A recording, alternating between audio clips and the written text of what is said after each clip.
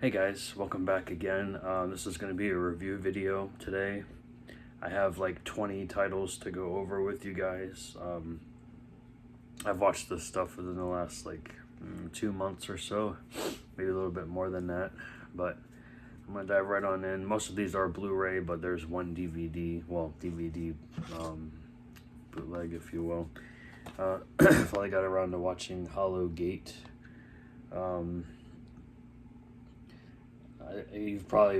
I've mentioned this in a previous video. It's about four innocent kids go out on a night of Halloween fun, which becomes a Halloween hell when their host decides to feed his dogs. Mad Mark slices, dices, and mutilates his way through the most horrifying Halloween party ever. It's not really that horrifying. It's more cheesy comedy than anything, but it's the cheesy late 80s Halloween horror film, so it was alright. There's no physical release other than the VHS out there, but I went ahead and got a bootleg copy of it for I think it was like $7 or something like that, but not bad. I'll probably revisit it every couple of years, probably. All right, so this morning I went ahead and I watched, I've seen it many times before. I watched Moonstalker again for like the third time.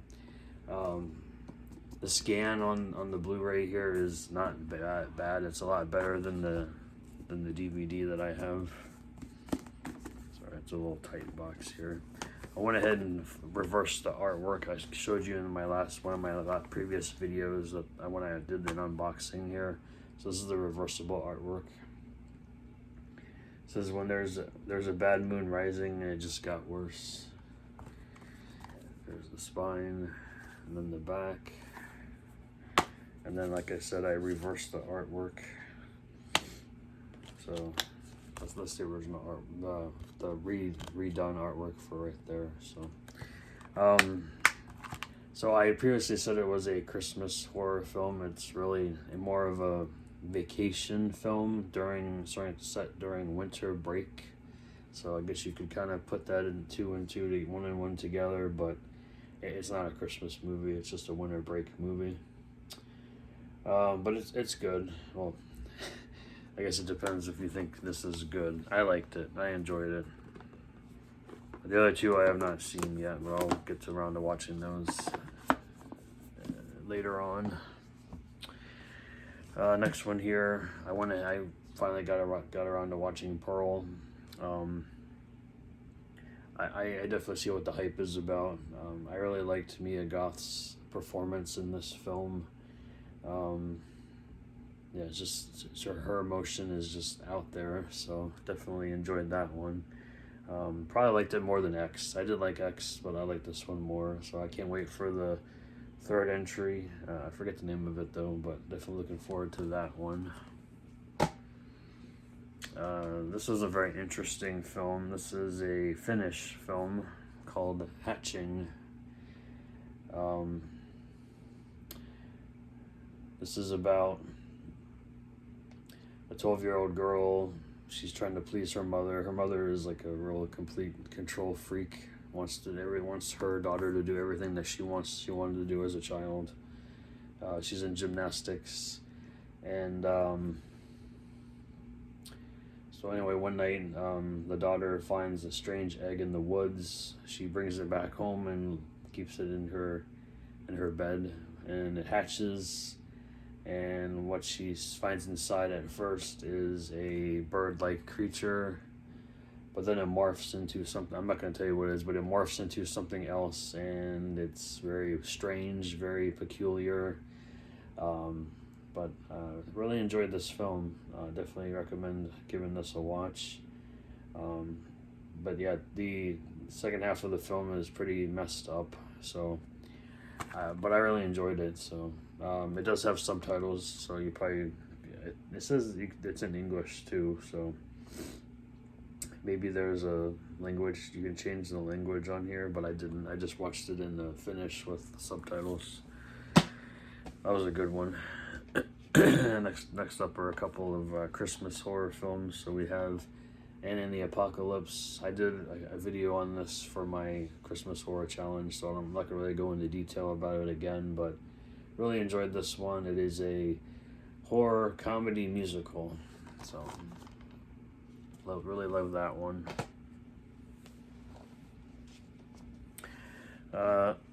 Again, I talked about these films as well. This is Psycho Santa 1 and 2 from SRS Cinema. Not my favorite, although I enjoyed part 2 better than part 1.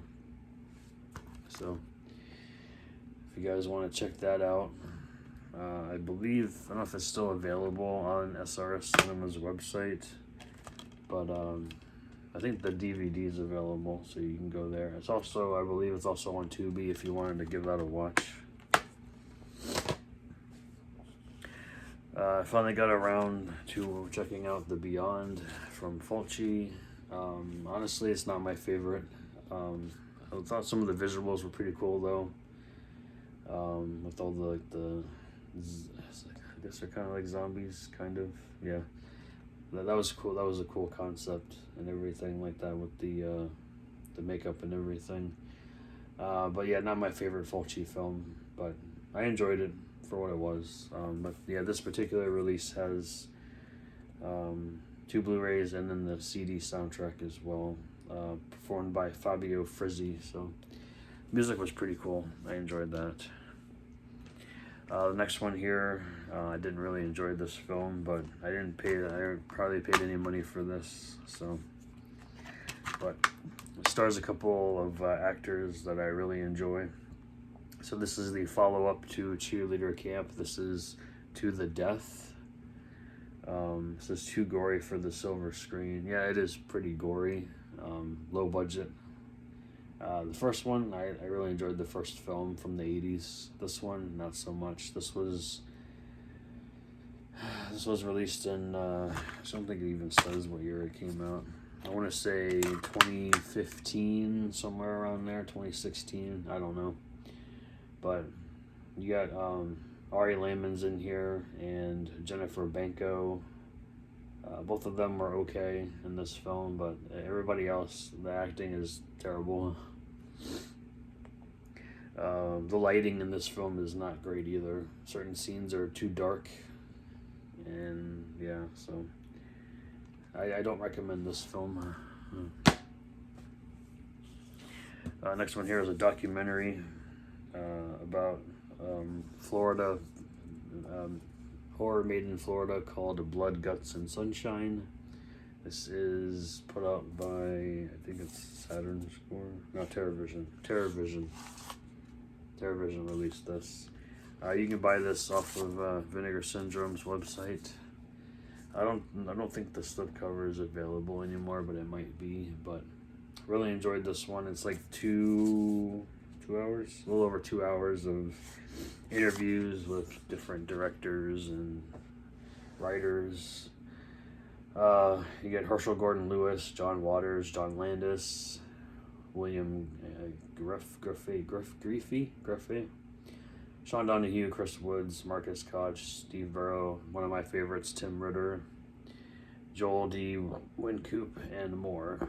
But yeah, you get a bunch of just different directors and writers discussing everything to do with Florida-based horror.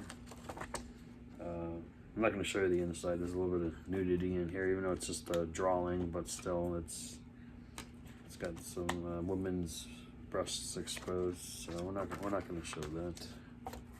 But yeah, Blood, Guts, and Sunshine. Definitely check it out if you like documentaries, or just want to learn more about Florida-based horror.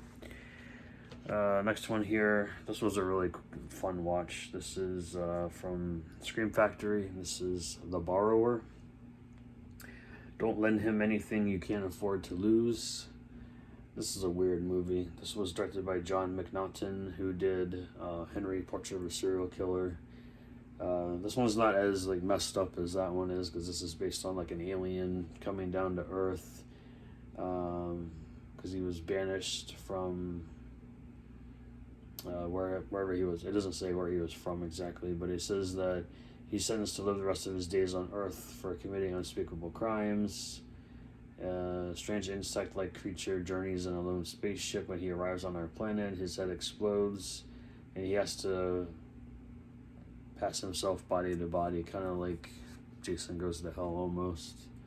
But the whole reborn thing is not in here really. So it's a very strange film, but it's very bloody at times. I find a lot of humor in this film as well. So yeah, definitely check this one out. It's from 1991. It's 91 minutes. And then like the makeup effects in here is were all done by Kevin Yeager, and then a bunch of other artists that worked with Walking Dead. So can't go wrong with that. I think I'm halfway through it now. 2, 3, 4, 5, 6, 7, 8, 9, 10. Yeah, 10 more. Flying through here, guys. So this was an interesting watch. I think I might have fallen asleep a little bit during the middle of the film, but I remember the ending. Yes, there is going to probably be a sequel if they decide to do one. They left it open for another one. Two Witches, Arrow release, 2021, 98 minutes. Expectant young mother Sarah is convinced she's been given the evil eye from a mysterious blank-eyed old hag while she was dining with her bullish and insensitive partner Simon.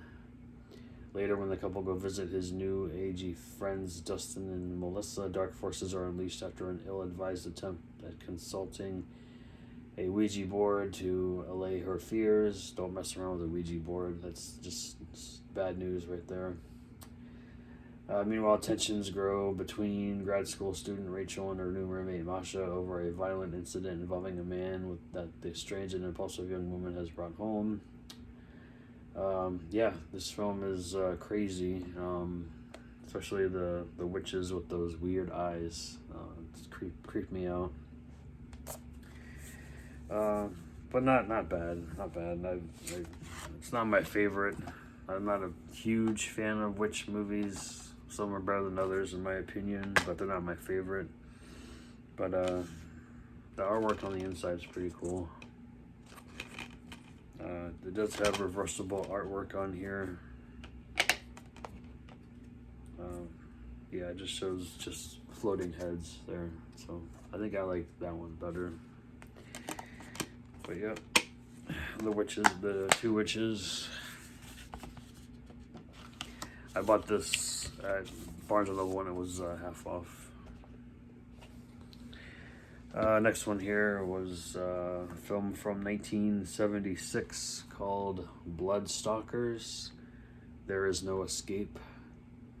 Degenerate men create a night of depraved terror for two helpless couples who become their prey.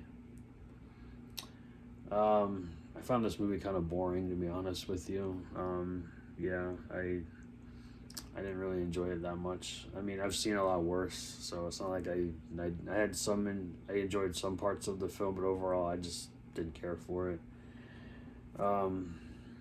This is a Robert Morgan film, 93 minutes. But yeah, like the back, that scene always stuck with me when I used to see the VHS of it out in the wild. So, you know, the axe. And then there's just a nice little essay inside with the same artwork on the disc that is on the cover. But if you see this in the wild, I'd pick it up for maybe like $10, maybe a little bit, maybe 15. I think I got this for about 15, I believe. It's sought after because I believe Garage House Pictures is no longer around, so it is kind of worth a little bit of money. Oh boy, this one. Yeah, well, I didn't see part 3, so I don't know how to compare it to part 3. I enjoyed the first 2, but this one is Jeepers Creepers Reborn. Evil's back for more. Chase and Lane head to the Horror Hound Festival, not the convention. This is a different Horror Hound, where Lane begins to experience unexplained premonitions and disturbing visions associated with the town's past, and in particular local legend, the Creeper. As the festival gets underway and the blood-soaked entertainment builds to a frenzy, Lane believes that something unearthly has been summoned, and that is, for the first time in 23 years, the Creeper is back. Different actor plays the Creeper in this, so it is not, what is it, Jonathan Breck? Yeah, it's not Breck, it's, well, I can't read it because they literally put light gray on black, so you can't really read it. So I don't know what Screen Media was thinking when they did that, but anyway, mostly this movie sucks. Not gonna lie. There's a couple scenes in here that I thought were okay, like the one scene where I think it's, who is it? I think it's the redneck guy gets into it with the Creeper after he puts his record on the phonograph, and the one guy he ends up breaking his phonograph, and he gets pissed. Oh yeah, I mean, I get pissed too if someone broke my record player. Other than that, I didn't enjoy like the CGI in here. It was just like, really? Yeah. If you're interested in watching it, try to stream it for free, or maybe get it for like, I don't know, $5 maybe. Maybe that's too much to pay for it. I don't know. I didn't see part 3, so I heard that was pretty rough to get through. This one was fun. I watched this on Black Friday, so Black Friday on Black Friday. Devon Sawa, Michael Jai White, Bruce Campbell, Ivana Bakuro, as I say her name, and Ryan Lee. I thought I was going to have more fun with this. I enjoyed it, don't get me wrong, but I was expecting a little bit more. I know it's a horror comedy, but I was expecting a little more, just a little bit more from this film. But I enjoyed what I saw. It is 80 minutes long, not rated, from 2021. Music was performed by Patrick Stump from Fall Out Boy. Thought that was interesting. But yeah, if you guys want to check out Black Friday, I believe, I know Best Buy had this for like $10, maybe less. I don't remember. I know they had it at one toward a couple weeks ago when I saw it last. Next up is a film from MakeFlix called My Dead Girlfriend. It was an interesting movie. It says it compares itself to Warm Bodies, Life After Beth, and Burying the Ex. In a sense, yeah, it's kind of similar to those films, but this was like very low budget. But I found it decent, humorous at times as well. So I would say this is a horror comedy. Kind of short though, it's only 72 minutes. Actually less than that, because 72 minutes is like the credits as well. So I would say like 65, 66 minutes long. So not terrible. I only paid $10 for it, so I think that was worth it. This particular release, you get a nice little insert with the disc. It says, "How can our love stay alive when I'm dead?" But yeah, fun little independent film from 2006. Alright, little small stack here and then I'll be done. So, actually, I had more than I thought I did. So I got this bootleg double feature of two, like, I don't want to say they're documentaries, it's just a bunch, just this random footage shot from different eras. I only watched 17, I didn't watch the other one. So 17 was an interesting watch. That is from 1983. It's literally just someone holding a camera, and it's just people in high school going through the motions, mistreating their home economics teacher, getting really, crappy with her. Partying, relationships, stuff like that, typical teenage stuff. Not bad, not bad. I enjoyed that. I haven't watched the other one yet. I forgot I had this. I got this at a convention years ago. I don't think I even paid for it. I think someone just gave it to me. There's a short on here called Friday the 31st. This is a Jason versus Michael, fan made, it's like a 25-minute short film. Not bad. I thought it was a pretty cool crossover. It is low budget, but it's not that low budget. It's kind of like there was some money involved in this, but I think it's from 2005, if I'm not mistaken. So I'm not sure where you can stream it, but I got this burned DVD somewhere. I think it was my first convention. 3 more and I'll be done. So this one here is a film from 2012, I believe, called The Sleeper. It's your typical 70s throwback, or 80, late 70s, early 80s throwback to those types of horror films where, the sorority horror films were popular back in the day. So it takes place in 1981. Girls of Alpha Gamma Theta sorority are having a party. Amy, sick of living in the dorms, invites her roommate Ava to attend the party with her in hopes that they'll both become Thetas. As the girls arrive, so does an uninvited guest, watching them in the shadows. Amy's choice quickly becomes a nightmare as the Theta girls begin to disappear one by one. Announcing his victims, the killer calls the house, whispering the next to die. The police hunt for the missing girls and the killer, but will they find them in time?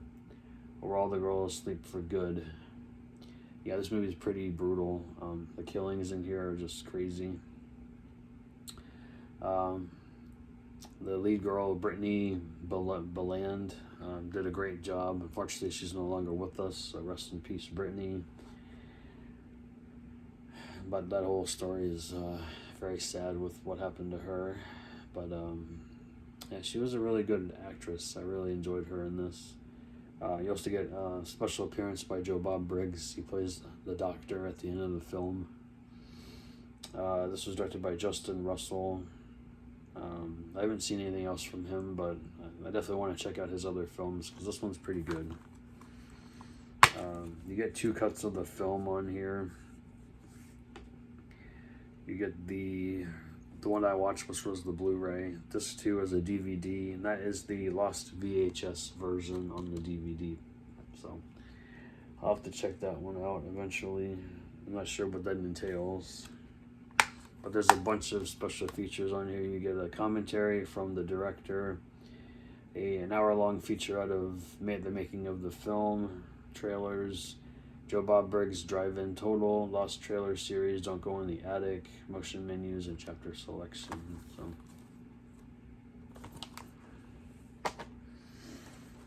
next up is The Deep House. This is I forget where this was streamed on, but I got the bootleg Blu-ray of it. Really enjoyed this film too. The ending I didn't really care for the ending, but everything leading up to the ending was pretty cool. So this is about a group of this influence couple. They set out to explore a submerged house. Seems like it's perfectly preserved, but there's history behind the house, of course. And their dive turns into a nightmare as they discover a sinister presence. Limited oxygen supply, time running out, stuff like that. This movie's creepy, very creepy, and then you also feel claustrophobic quite a bit in there too, because not only are you underwater, but you're underwater and in a house. So a house that won't let you leave. Yeah, it's pretty frightening if you ask me. But really enjoyed this film overall. I don't remember how long it is, it doesn't say. I think it was at least 90 minutes, if not a little bit more. But there's the back. And then the last one here I watched was a film called Nightmares. This is from Australia. This was released in 1980, directed by John Lamond. It's kind of like I don't want to say it's kind of like an Australian version of a giallo. It's an exploitation film. They basically made this film to kind of copycat their version of Halloween almost.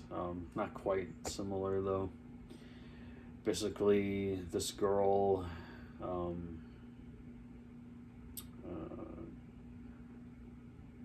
is an aspiring actress. She's haunted by her childhood memory of her mother being dragged through a shattered car window. She finds herself trapped at the center of a brutal killing spree as one by one her fellow thespians are butchered by a psychopath with a sliver of glass. The only thing I found kind of like, it's obvious who the killer is. I'm not going to tell you who it is, but you probably already know who it is. This movie's effed up, like crazy effed up, but I enjoyed it. This is the Australian release from Umbrella Entertainment. It is a region-free disc. It is in English, 83 minutes. See on the back there. There's no nudity on the back here. Everything is covered up. I think there was nudity on the inside, but here's the reverse artwork here. And then there's also in other areas that's also known as stage fright. So there's like 3 different stage fright films. So I like to just refer to it as Nightmares. Let's see here. I think there was nudity. Yeah, there was nudity. I see a nipple. Yep, 2 nipples. But there is a quote in here from the director. Right there. I'm going to cover up the nakedness. It says, I wanted to make it as I can never say that word, gratuitous as possible. There's no point being subtle, and I thought I'd like to slash the bare behind of some bird who's being screwed in the makeup room. Okay, all right. Why you had to call a woman a bird? Whatever. So, Nightmares. So that is everything for this video. Let me know what you guys have been watching, if you enjoyed any of these films. I'll probably end up showing off the spines here a little bit at a time, just because I have so much here to show. So here's part 1. So let me know if you've seen any of these and what you thought of them. And I'll catch you guys next time. Take care, guys. See you later.